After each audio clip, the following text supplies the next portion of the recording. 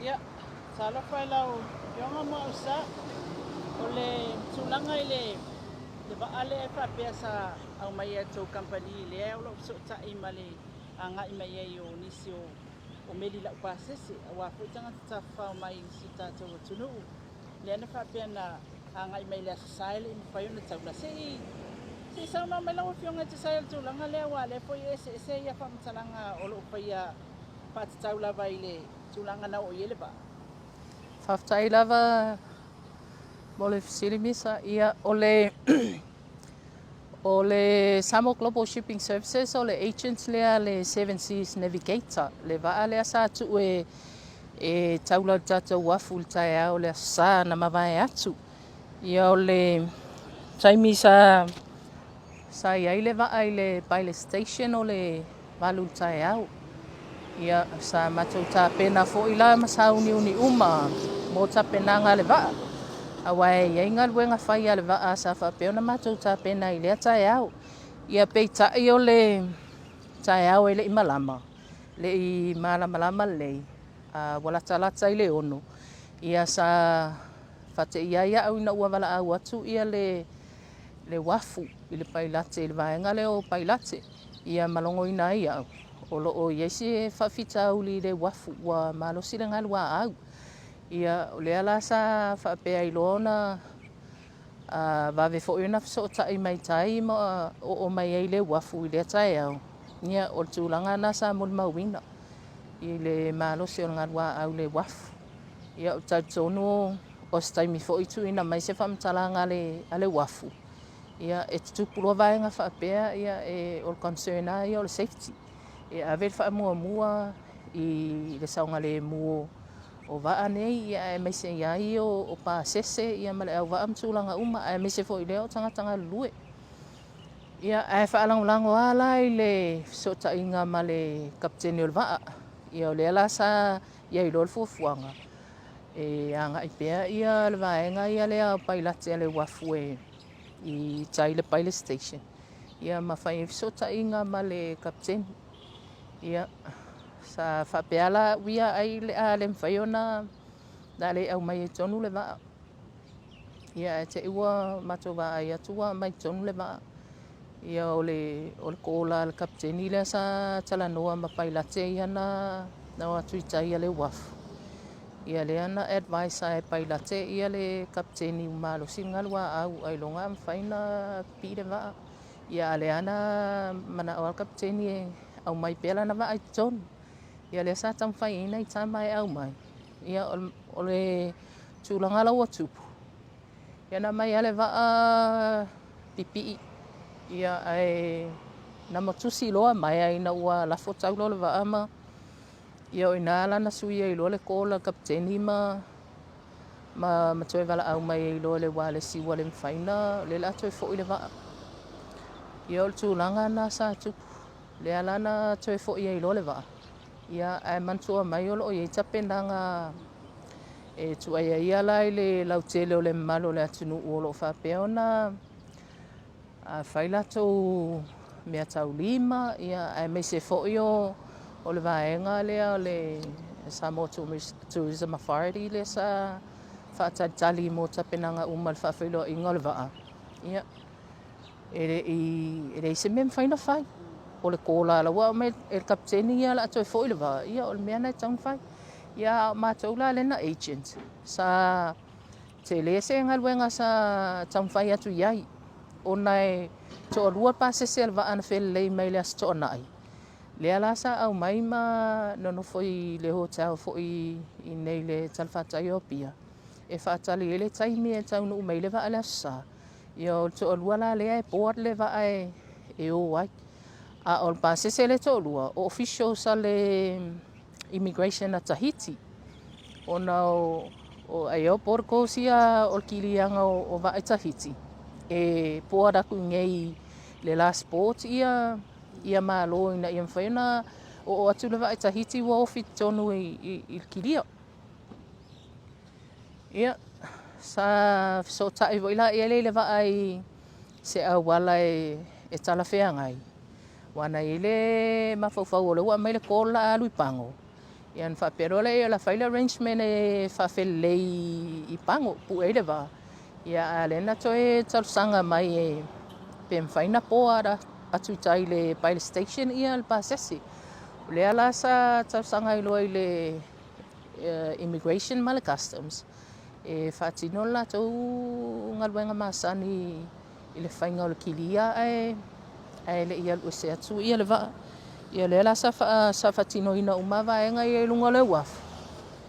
Ia ma poara I loa ia officials ia e toa lua I le Pilot Station. E ngā whaonga kule le waa pailate a le wafu e anga i tai le Pilot Station ma poara I le waa. Ia ma whatino I vaenga uma e pe ona I tūlanga o kilia vaenga whapena whaltula fono. Ia ma anga ia tua I loa I pango pango.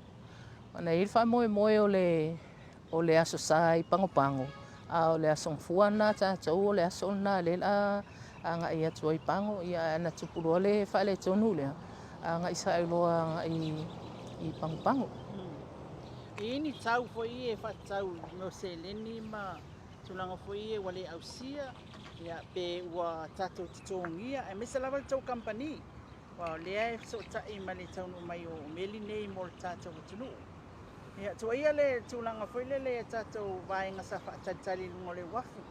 Ia ai pei o le bā lea o le whawhangitai le company sa tong pai au mai le wa.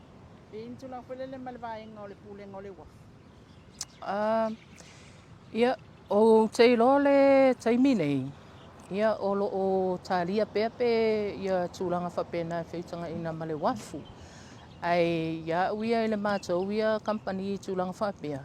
Ia e lese whawhita uli tele le vaenga. Paua le tūlanga whanoa no fo ina le wa le maua le pasese ma le au waa ia le whamoemoe ngasa whapea na whamoemoe ai. E fia o I lalo e matamata ma wawa ai fo I le matango fio sa moa. Ai a o tūlanga ia o ngaluenga whaatino al mātou ia officer. Ia ere o eise whawhita uli. Ia wai e pe e taula le waa pe le taula.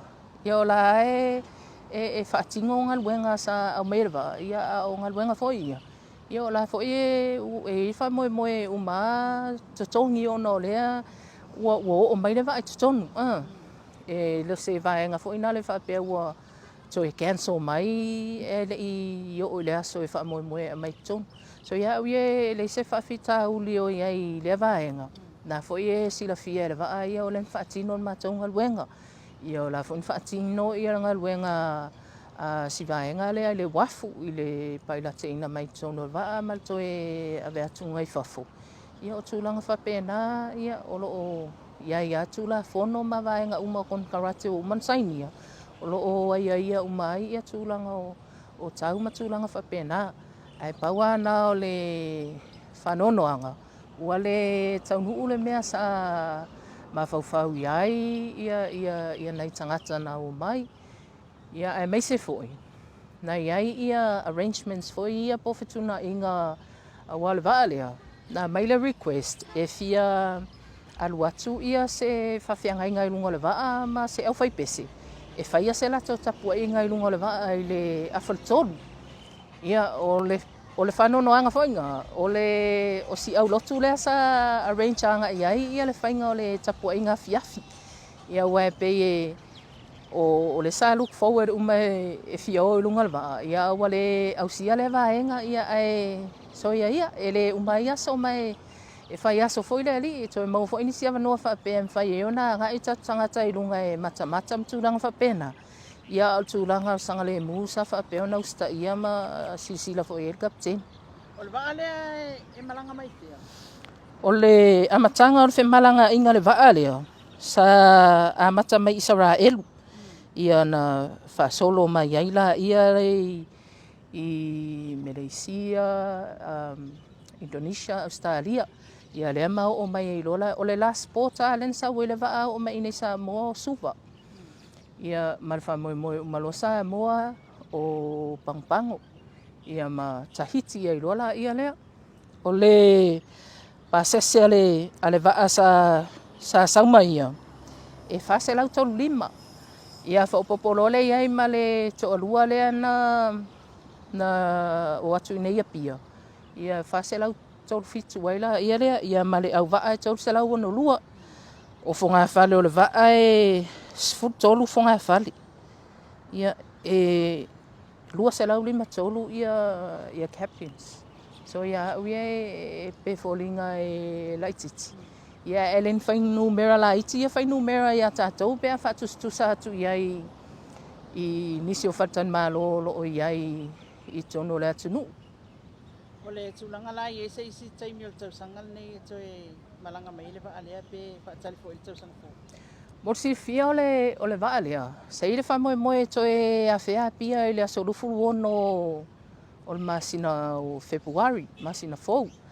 Ia ai sa e wheso o tai mai e whaile latou confirm booking le wafu. Ua i le booking a le sifo i wa meli le asolufu ono. Ia o lea la sa o fautua ina loa. E mānai a fo i whanga malo. Ai talitonua uia e sili atona malum mānai whanga malo ngai lo i le waftele. Ia na wheso o tai fo ila ia le wafu au mai e lola ia leo le okay mo le booking le asolufu ono i whanga malo i savai. Ia peitai lana iai ia facilite fo ia mo tapenanga le vaa. Ia olona whawhita auli la wala i on toe so tai mai e cancel le vaenga. Ona e le ai sa i whamoe moe le vaa e ini Zodiacs fo ia e whaonga le wafu e lena i le matawhanga i whangamalo. Ia peitai e le intatou vaa la iti e whaonga e mai i pasese mai tai. Ia ai le o iei fo ini ni vaa whapena le vaa e whaonga mai mo le beach landing. Ia lea la ua toe cancel i la tau booking lea mo whangamalo. Ia a o lunga le schedule o iei whamoe moe toe a whea fo isa moe le vaa lea i le tausang fou whaasolo atu lua whelua ono. Ia o le tūlanga fo i lele i malanga vaa i e anga i mai tonu. Ai mai sa inga tau company. Fia ni meli o le fuafua e anga i mai i le masina fou, whaasolo atu ai. Masina fou o o talia le mato vaa lea o le insignia. O le taimua mua la a whea ei ia Samoa lea vaa. So le maiden call la le vaa le aso ono Februari. O na so ai lea ma le uso le vaa lea le ntu e sau. Le uto e foi. O le Seven Seas Marina e sau le aso sfulufitu o le masina fou. Ia na whaasolo atu aila ia le ia mati. Ia e tau lava le whaiunga le tau sanga. O matou le sifo iwa a mulimuli na o le masina o Tesema. Ia o le sifo i maiden call ngā po le waa fo i whato a whea pia o le Norwegian Sun. O le uso o le waa na le waa le na sau i le whaiunga le tau sanga le te atu nei o le Norwegian Spirit.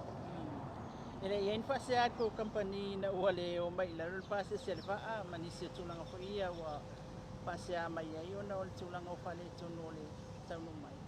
Ia, mo tūlanga ia i waa ia. Ese mo i o mātou le agent. Ia a olo i ei fo i le company o lo la tau whaia ia tours po o show exclusion sa le waa. Le ala o le company le ngā whamaleva enga o le Samosinic. Le ala iai po le ase feedback o le vaenga a Samosinic ia le la tau au nanga. Ia mātou a ia o iei se le isfasea o no la e malama o le tūlanga whaapea a le saunga le mua e le tauna mai e le se mea fo ina fufuaina. O vaenga ia o ngā luenga mana CCS. Wa ia le taimi wo mai e tupu whale tonu. Ia. E tauanta pena le waa mo sesi option. Po sesi fo i vaenga tau ona ta pena ia mo whamoe whapene. Se tūlanga e te whisau no imo au sa tūlanga la mau tū company malwhianga i ma ai mai sau tau mawhaina ina iau mai wa anei o wal tātou atu nuu sa mai o se leni ala i tangata wha mai mo mai papo. Ele ngata ilia, o le maua ai o le tātou se leni i le taulanga po le tātou wafu i le taimi e tū e tū ele wa alea pe taulai fo i ngā tainei i mtautu. Ia, e moni lava.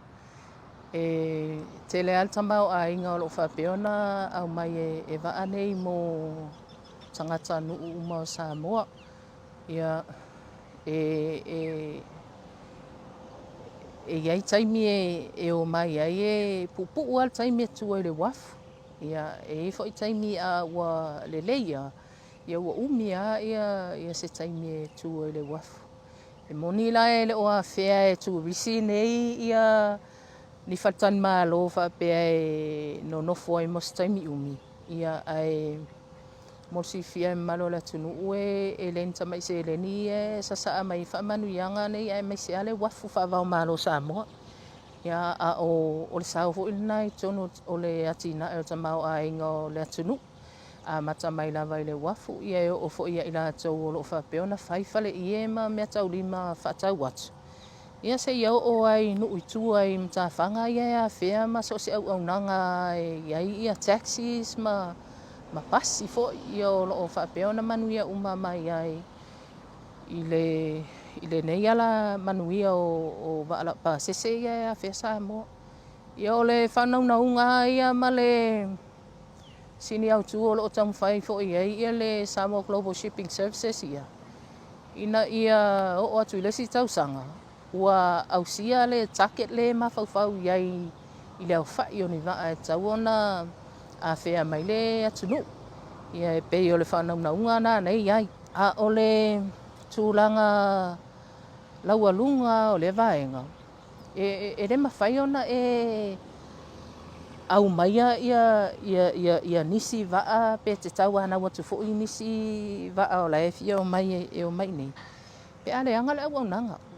Ai a le leia le au nanga ia i vaenga uma. Ia o tūlanga na e laualunga i mea uma.